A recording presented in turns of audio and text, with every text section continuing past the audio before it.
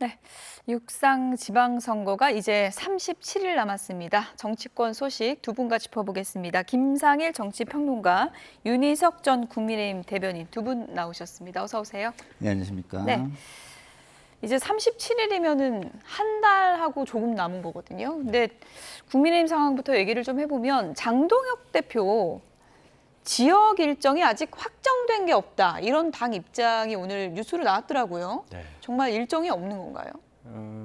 일정을 만들려고 해도 좀 곤란한 상황이라는 건 뭐 많은 분들이 아실 걸로 보이고 지금 이 상황에서 장 대표의 뭐 거취를 둘러싼 얘기들도 있고 거기에 또 이제 반박하는 또 장 대표 측 인사들의 얘기도 있는데 제일 중요한 건 후보들입니다. 이 시점에서는 지금부터는 후보들의 시간인데 당대표가 제대로 역할을 못한다는 인식이 확산이 되면 가장 답답할 사람들은 후보들일 거예요. 그런 차원에서 당에서 지금 꼭 당대표가 중심이 되지 않는 상황이라 하더라도 뭐라도 당이 후보자들에게 도움이 될 수 있는 행보를 보이기 위해서 지금 굉장히 고심 중에 있다. 예, 이 정도 얘기가 많이 나오고 있습니다. 네.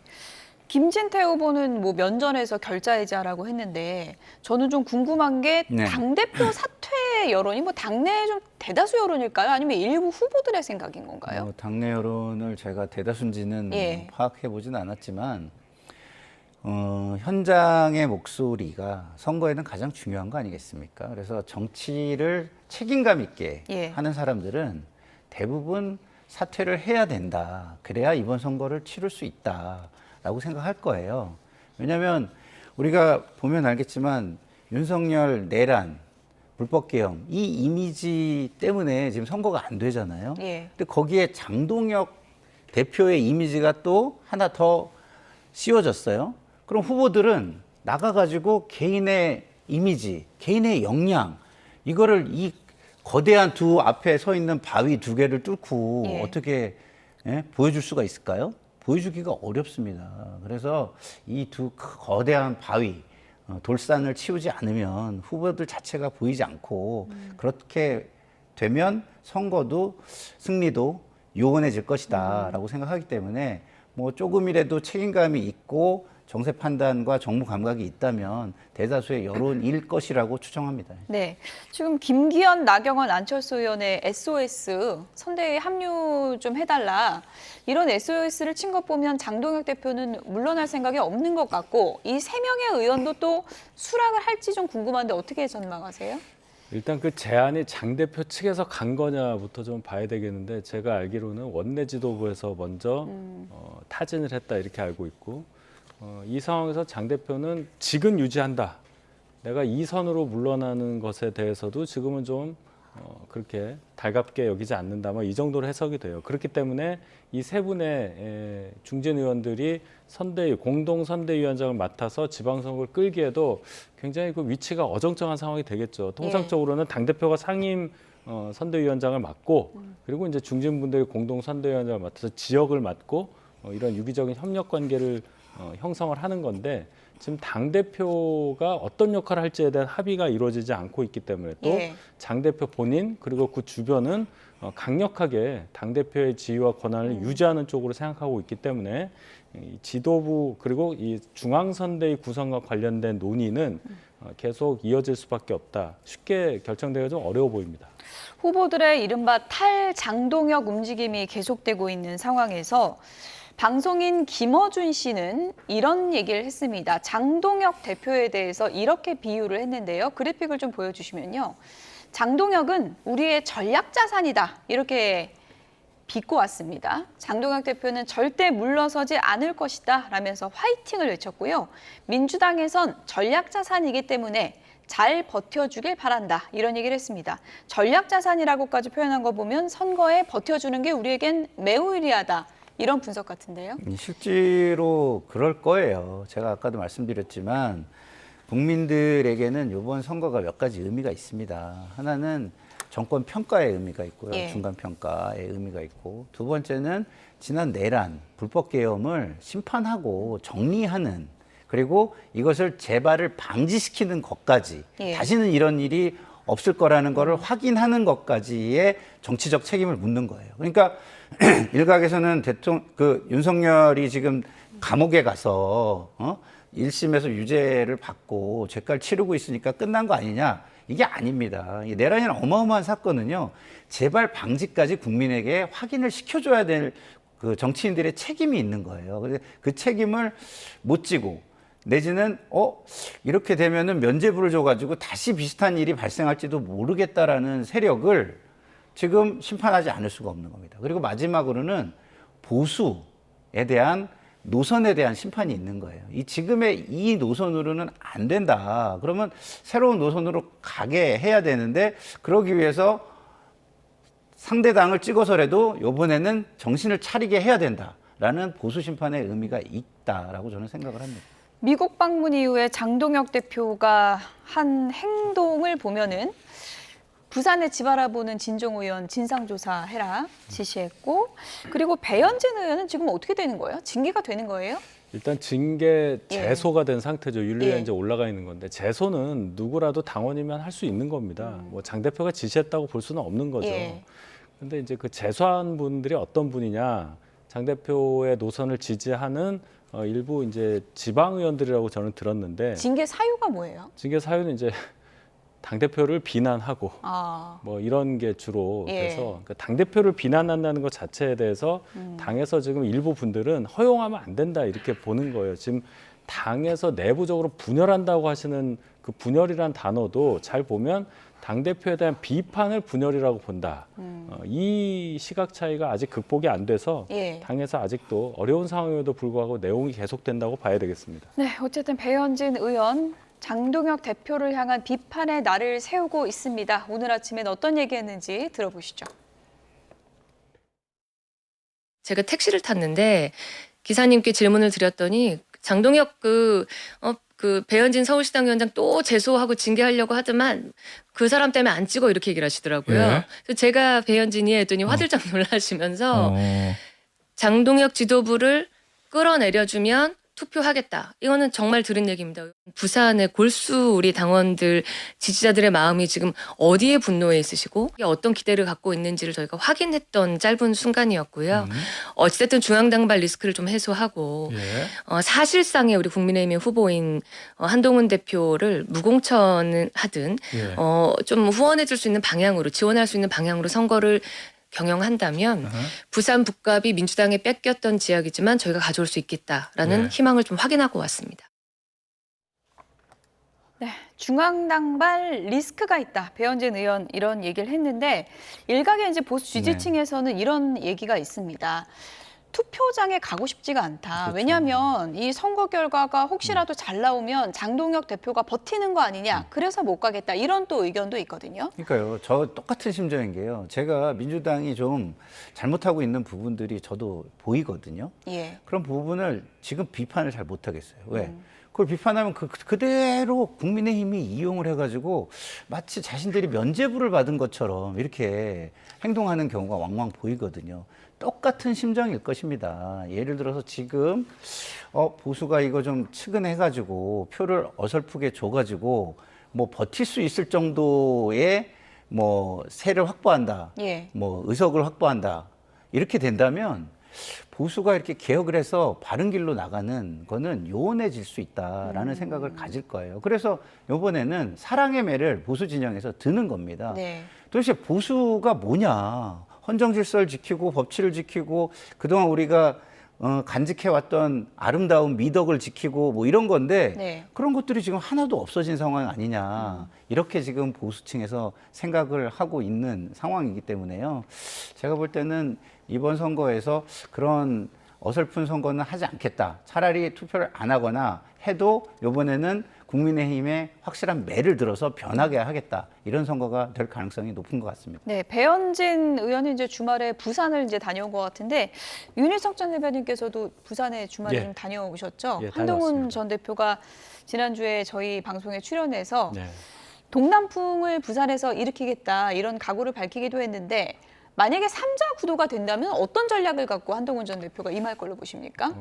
뭐 특별한 전략이라는 게 있겠습니까? 예. 한동훈 대표가 부산 북구에서 출마를 결심했다는 것은 이러한 삼자구도 당연히 감수하고 나온 겁니다. 북구 주민들만 보고 본인 정치를 여기서 시작하고 정치를 마무리하는 것도 북구에서 마무리하겠다 이렇게 이제 얘기를 했는데요. 예. 북구 유권자들이 정말 원하는 국회의원은 누가 될 것이냐 거기에 집중해서 북구 유권자들을 설득하는 작업을 하는 거죠. 물론 선거 구도로 보자면 예. 삼자 구도보다는 뭐 소위 말하는 단일화라든지 뭐 무공천을 통해서 양자 구도가 되면 제일 좋겠지만 예. 그런 것은 정치 공학적인 얘기고요. 한동훈 대표가 적어도 보수 유권자들을 설득을 해서 김상희 평론가께서 말씀하신 것처럼 보수의 가치를 누가 지킬 수 있고 무너진 보수를 재건할 수 있는 주인공이 누가 되느냐 그 선택에 대한 질문에 대해서 본인이 답이라는 것을 말할 수 있는 상황이 온다면 예. 뭐 구도 이런 것을 초월해서 당선 가능성을 높일 수 있다고 저는 생각합니다. 주말에 한동훈 전 대표가 박민식 의원 처음 만나서 악수한 거죠? 네, 그렇습니다. 분위기가 어땠습니까? 분위기는 뭐 두 분 사이에 어떤 대화가 없었기 때문에 예. 그저 서로 그냥 눈으로 보시고 악수한 정도. 한마디도 안 했습니까? 예, 뭐 말씀을 나눈 거는 안 보였고요. 그만큼 저 뭐 사진만 봐도 좀 어색하긴 합니다. 예, 그렇죠. 저 예. 자리가 예.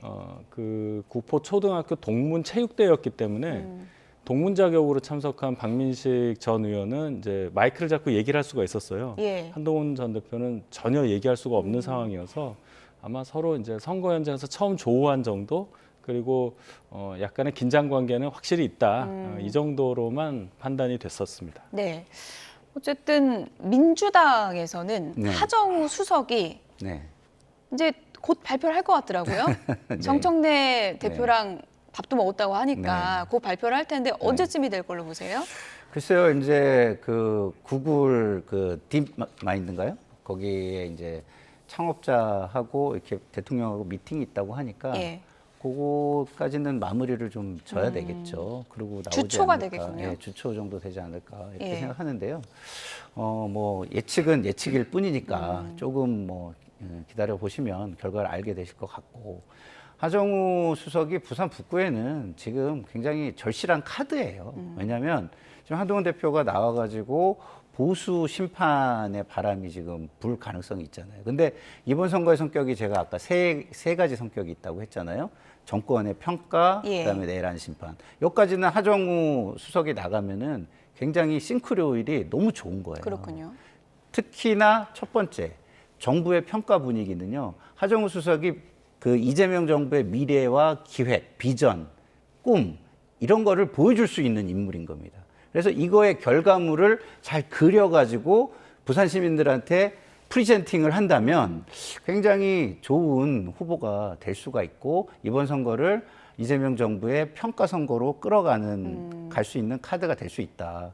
자칫 그렇게 안 되고 이 보수가 굉장히 강세인 지역이기 때문에 예. 보수가 어떻게 될 것이냐로 관심이 기운다면 그렇게 된다면 한동훈 후보 쪽으로 굉장히 유리한 구도가 펼쳐질 가능성이 큽니다. 그러니까요. 좀 신선한 인물이기도 하고 워낙에 유능한 인재라는 점에선 강점이 있는데 유세 이런 거 한 번도 안 해봤기 때문에 초반에 좀 실수가 이어질 수도 있다. 이렇게 또 보는 시각도 있는 것 같고요. 근데 유세 방식은요. 뭐 다르게 해도 돼요. 꼭 잘하려고 그럴 필요가 없어요. 예. 그냥 말하듯이 예. 토크하듯이 해도 되거든요. 예. 저도 옛날에 제가 이제 뭐 총학생회장 출마할 때 막 소리 지르는 그런 연설 방식이 좀 싫어가지고 예. 저는 이렇게 말하듯이 유세를 했거든요. 반응이 굉장히 좋더라고요. 그렇기 때문에 지금 컨설팅 해주시는 겁니다. 그래서 꼭 자기가 예. 못하는 거, 자신이 없는 거를 잘하려고 드는 것보다는 예.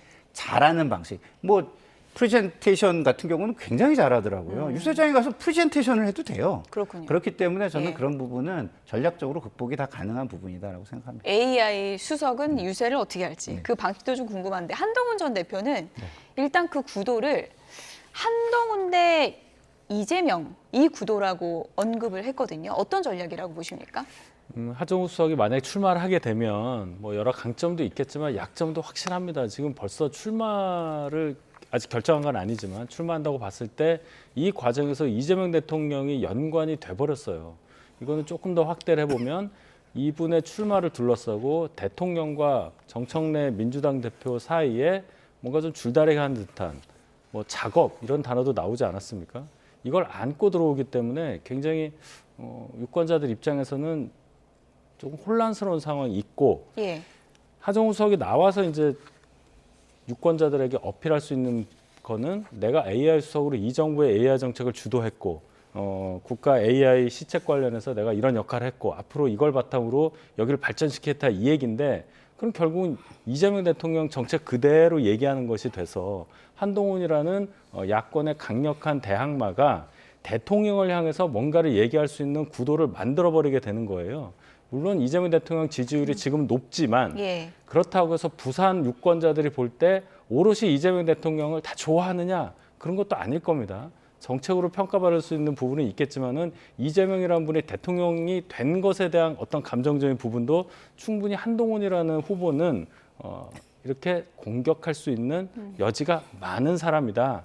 이 관점에서 본다면 하정우 수석에 대해서 효과적으로 공략할 수 있는 야권의 후보가 한동훈일 수 있다. 이렇게 말할 수 있는 거죠. 한 전 대표가 지난주에 하정우 수석 나와라 했는데 이번 주에 출격을 하면 또 공방이 상당히 좀 치열해질 것 같습니다. 민주당 얘기도 좀 해보도록 하겠습니다. 정청래 대표가 요즘에 뭐 자칭 홍길동이라고 할 정도로 열심히 이 지역 저 지역 누비고 있는데 최대 난제 몇 가지가 남아 있습니다. 어떤 건지 들어보시죠. 지금 국정조사로 저의 결백을 밝히고 정치검찰을 심판하는 일들에 동참해야 된다. 이렇게 공개적으로 지지한 분들이 22분이 넘습니다. 조정식 정무특보님도 아니 나도 김용희 저기 국회 들어오는 거 찬성해. 저기다가 나도 집어넣어줘. 이렇게 말씀하실 정도로 상당수 분들이 이 국정조사 이거를 하면서 이 사실들을 목도하신 분들이죠. 이걸 밝히고 계신 분들. 뭐 서영교 위원장님이라든지. SNS에 사진을 올리셨는데 선친 묘소를 벌초하는 사진인데 선친 묘소가 하남에 있지 않습니까? 제 선친이 지금 3주기가 되셔서 네. 주말을 맞아서 이제 벌초도 하고 이제 찾아갔던 것이고요. 네. 뭐 자주 갑니다 원래. 단도직입적으로 여쭤보겠는데 하남이 좋으시죠? 근데 그렇다고 뭐 제가 하남을 고집하는 것은 아니고요. 네. 전적으로 뭐 당의 결정에 따르기로 했기 때문에. 예. 네, 정청래 대표의 고심이 깊어지고 있습니다. 김용전 부원장, 조금 전에 인터뷰에서 상당수 의원들이 나 공천 줘야 된다 이렇게 얘기를 하고 있다고 하는데 지금 좀 확인을 해보니까 거의 70명에 육박하더라고요. 이런 분위기 속이면은 정청래 대표도 고심이 깊어질 수밖에 없을 것 같아요. 상당한 압박을 느낄 것 같습니다. 제가 알고 있기로 송영길 전 대표도 사실은 별로 공천할 생각이 저는 없었던 걸로 파악을 하고 있었는데 상당한 압박들이 지금 있구나라는 생각이 들고요. 이렇게 현역 의원들이 공개적으로 거의 70명이 그렇게 압박을 한다면 제가 볼 때는 지금은 이재명 정부의 부담이 될 수가 있다라는 측면과 그리고 전국 선거에도 영향을 줄 수 있다는 점 이런 걸 들어가지고 좀 부정적인 기류지만 이것이 이런 압력이라면 막판에는 어떻게 될지 잘 모르겠다 이런 생각마저 들긴 합니다. 만약에 도저히 안 되겠다, 주긴 줘야겠다 하면 어디를 줄까요? 저는 평택이 제일 편하다고 봐요. 조국 대표 출마한 왜냐하면 조국 대표가 사실은 그 김용 전 부원장의 약점을 전부 다 커버를 해주고 있잖아요. 앞서서. 더더군다나 그런 식으로 해가지고 같은데 22대 재선 의원이 나오게 생겼어요. 역사상 처음으로.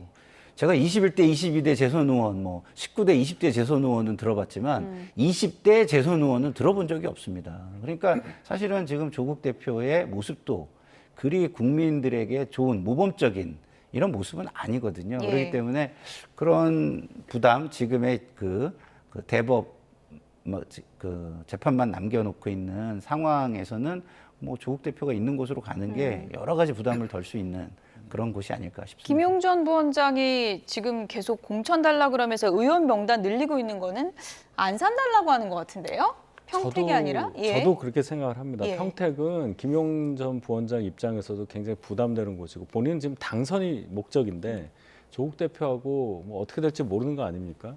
조국 대표도 부담스럽겠죠. 뭐 조국 대표야 다 부담스러울 겁니다. 민주당과 어떤 정치적인 뭐가 없으면 본인은 민주당 후보가 공천이 되는 순간 굉장히 어려울 거라 생각을 하고 지금 출마를 했다고 보는데 김용부 원장 입장에서는 지금 김남국 전 의원이 안산에서 거의 공천 받은 것처럼 되고 있는 이 상황을 굉장히 불편하고 있다. 이유는 이제 이재명 대통령과의 관계가 예. 본인이 훨씬 오래되고 훨씬 가깝다고 생각하는데 예. 그렇게 시간이 길지도 않고 또 깊이로 볼 때도 본인보다 관계가 얕다고 볼 수 있는 김남국 전 의원이 또 혜택을 받아서 공천받는 것에 대한 어떤 불편함? 이게 훨씬 더 많이 작용을 해서 안산을 원하는 걸로 저도 보는데 예. 당에서 그럼 어떻게 결정을 할 거냐. 정청래 대표가 이재명 대통령과 가까운 두 사람에 대한 거를 제대로 판단할 수 있는 상황이 아닌 걸로 보여요. 그래서 저는 개인적으로는 예. 김용전 부원장이 출마하기는 어려워 보인다. 말씀하신 대로 전국 선거에 미치는 영향이 분명히 클 거기 때문에 예. 다른 방식의 해결책을 찾을 수밖에 없지 않을까. 저는 그렇게 봅니다. 어떤 방식의 해결책이요? 출마는 못하는 거죠. 예. 출마를 못하고 예. 뭐 다른 지역위원장은 거부했다고 하는데 다른 식의 방법, 뭐 28년 총선이라든지 이런 걸 해야지. 지금 솔직히 얘기해서 2심에서 징역 5년 받고 보석으로 나와 있는 사람이 출마하는 것을 어느 국민이 맞다고 얘기하겠습니까? 예, 저는 그 정도까지 판단합니다. 그런데 김남국 전 의원도 사실은 이재명 대통령 사람으로 지금 돼 있잖아요. 예. 그렇기 때문에 김남국, 김용 이러면 김남국을 먼저 챙기지 김용을 먼저 챙기진 않을 거예요. 그렇기 그렇습니다. 때문에 안산으로 가기는 그래서 힘든 거예요. 왜냐하면 김남국 전 의원 같은 경우는 대통령한테도 그렇게 잘하고 정청래 대표한테도 그렇게 잘한다 그러더라고요. 그러니까 스타일이 예. 윗사람이 좀 좋아할 만한 스타일인가 봐요. 제가 좀 이렇게 취재를 해보면. 그래가지고 김남국은 대통령을 배려하는 차원에서 해주는 걸로 일찌감치 좀 생각을 하고 있었던 것으로 저는 예. 알고 있거든요. 김용전 그렇기 때문에. 부원장은 뭐 분신이다 뭐 이렇게까지 얘기가 있었죠. 그렇지만 지금 대통령에게 부담이 되는 게 사실이지 예. 않습니까? 대통령이 자꾸 소원이 되게 되고 그것도 다른 문제가 아니라 본인이 가장 불편해하는 사법 리스크로 소원이 되게 예. 되고 그리고 전체의 이번 선거의 승리에도 만약에 부정적인 영향을 준다면 그거에 대한 책임도 져야 되고 그런 차원에서 본다면 김용 부원장은 아무래도 좀 부담스러운 거는 사실입니다. 예. 네. 김용남 전 의원 얘기도 안 할 수가 없는데 용남, 하남, 가남 본인이 만든 거거든요. 네. 예. 하남은 근데 제가 볼 때는 그 이광재 전 의원으로 정리된 게 아닌가 싶어요. 본인이 지금 하남을 가고 싶어서 뭐 선친 묘소 사진도 올리고 벌초 사진도 올리고 예. 하는 건데 하남이 이제 당선 가능성이 높으니까 아마 후보가 된 입장에서는 하남을 선호한 건 이해는 하겠는데 예. 그 민주당에 가신 지 얼마 안 됐잖아요. 저희 당에 계시다가 그러니까 당에서 요청하는 대로 갈 수밖에 없는 처지 뭐 이 정도로 생각합니다. 그렇다면 하남의 이광재 전 의원이 강원도지사도 양보한 상태에서 갈 수밖에 없는 거라고 이해를 한다면 평택 한 군데를 두고 김용남이냐 김용이냐 아마 민주당 지도부는 그 고민을 하고 있지 않을까 저는 그렇게 봅니다. 네. 사실 김용남 의원은 평택 가는 게 부담스럽죠. 왜냐하면 단일화 이슈가 있잖아요. 그러니까 하남으로 가야 단일화 이슈가 없는 겁니다. 그러면 하남은 선명성만 가지고 국민의힘하고 싸우면 되는 거거든요. 예.